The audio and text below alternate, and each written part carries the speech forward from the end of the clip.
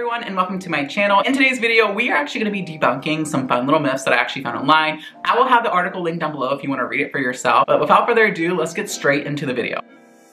Myth number one is that you cannot trust us with your children. Now this is really weird because I've actually heard a lot of moms preferring that moms watch their children or other moms watch their children, and they don't like when men and or dads watch their children. Now this is really weird to me because I feel like dads or parents in general are all going to protect the children the same. So for me, I don't know, I feel like this is very interesting. All I can say is from a male's point of view and a soon to be dad's point of view, I'm going to protect everyone's children, including my own and yours, the same as I would any children. I'm a very protective person naturally, even over friends. So I don't see why this would be an issue, and I'm glad that this article is stating it as a myth. Now, I'm pretty sure moms will obviously have their personal opinions as to why they prefer other females to watch their children, and that is perfectly fine. But I'm just glad that there's no factual data. Trust and believe you can trust a male or a dad to watch your child. I'm pretty sure they're gonna be just as protective as a female would or a mom would. Definitely let me know your opinions down below if you have any type of conspiracy theories around this, or if you have any friends that have opinions on this, or if you have an opinion on this, definitely leave a comment down below. But for me personally, I can see why this is a myth.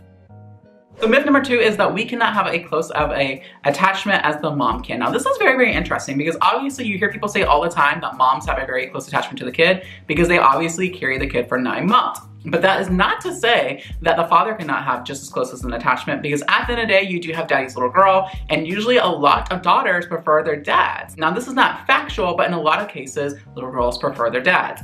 Now my theory on this is that the child's gonna go to whoever is gonna let them get away with the most. So I feel like that's why a lot of little girls go to their dads, because the dads obviously let the girls have their way. But me personally, I feel like this could be either or. Now, me and my husband are about to become foster parents, so I feel like at the end of the day, the child's gonna be close to whoever's taking care of them at the time. But I do know deep down that they're always going to have a close attachment to their biological parents, because at the end of the day, that is their mother and father. And I have no problem with that whatsoever. But I do feel like there is a little bit of a factual point to this though. I do think at the end of the day that they're always gonna have a close attachment to their mom or their dad. More specifically, I do feel like there's mama's boys though, and then I feel like there's also daddy's little princess and daddy's little girl. But that's, like I said, it's usually split. So I don't think it's necessarily that the mom will always have the closest attachment, but I do see where they're going with that conspiracy theory, but I can see why it's not 100% factual, but very interesting. Leave a comment down below if you agree with my opinion, if you agree with their opinion, or if you have an opinion on your own, leave it down in the comments below. So myth number three is that men are not nurturers, or stay-at-home dads are not nurturers. Now this could not be further from the truth, because I know a lot of moms out there that prefer to go to work because they don't have the patience to be with their child, and that's why their husband is a stay-at-home dad. I think this is more of a personality thing. I don't think that once you have a child, you just naturally there's an on-off switch and you're like, okay, I have the patience, I have everything that I need. I think it's more of you either got it or you don't. I think it's more of a personality thing. I, for one, am a Taurus, that's my sign. So I feel like naturally I love to nurture everyone, even if they're not my child. I love to nurture friends. I love cooking and cleaning and just being there to help people. So I just feel like that's definitely false. I don't think like there's any truth to that. Okay, so the fourth myth is that stay-at-home dads are trying to be better than moms.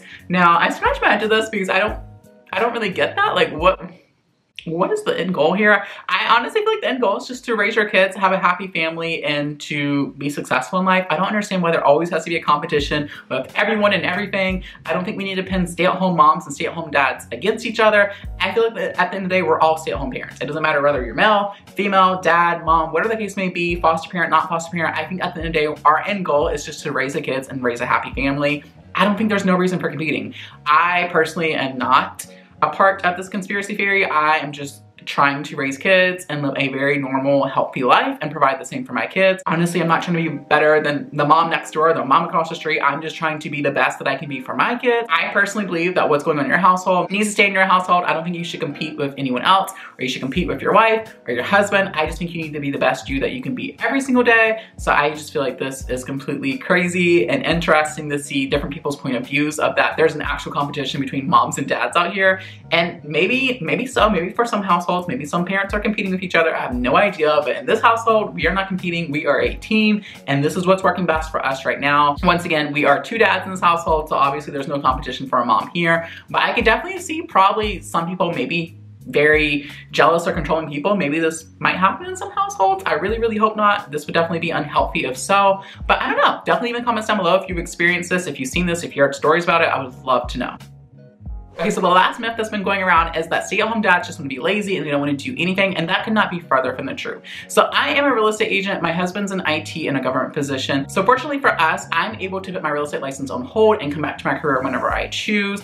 But I did not give up my career just to sit at home and do nothing. I gave up my career to provide a very organized and set routine for our kids. Now the reason being is because we are fostering to adopt. They've already been for enough, and the last thing we want to do is just have them hopping from school to daycare to a nanny or whatever the case may be, just because I don't feel like that's going to provide enough structure that they need to get them back on track. Now, who knows, 2 to 3 years when they're either enrolled in school or whatever the case may be, or if they're already enrolled in school or whatever works out for our family, I would definitely go back to my field. It is not my goal just to sit at home, do nothing. I have no aspirations in life. I have a lot of aspirations and a lot of goals that I will achieve in the near future. But that does not mean that I have to rush my life just because media says otherwise, or just because another dad's judging me, or another mom's judging me, or some other person out there in the world is judging me. I could care less. Because as of right now, this is what's working for me and my household. As of 2021, we still do not have the representation that we need in or deserve for stay-at-home dads or even stay-at-home moms. I feel like a lot of stay-at-home moms and dads are getting a lot of flack that they do not deserve. Just know that we are all out here, we're all trying to make it happen, and we are not lazy. We still have our goals. We're not giving up on life yet. And I just feel like there's so many myths, and I would love to dive further into it on this channel, because there are just so many negative things about being a stay-at-home parent